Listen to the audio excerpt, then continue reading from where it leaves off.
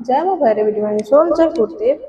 आज आम गाइडेंस नवा रिलेशनशिप विषय कि ए वीक रे आपनकर ओवरऑल रिलेशनशिप केमती रहिबो आपनकर पार्टनर का सहित आपनकर लवर्स का सहित आपनकर हस्बैंड या फिर वाइफ या फिर पेरेंट्स के सहित केमती रहिबो आपन कोन कोन अवेकनिंग जिंस होबो कि कोन कोन शिक्षा को मिलिबो हम गाइडेंस नवा आ कार नवा आगरो हम ग्रेटिट्यूड शो करिवा। Thank you mother universe, thank you mother universe, thank you mother universe.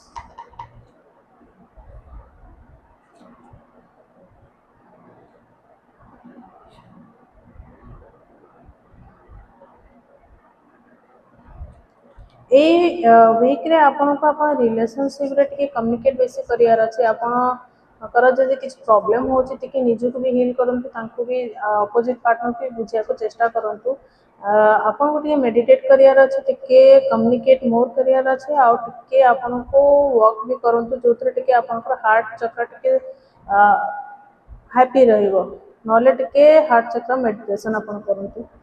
टिके सेकंड कार्ड कौन कले आपन को रिलेशनशिप भल रहिबो शेयरिंग कार्ड आछि।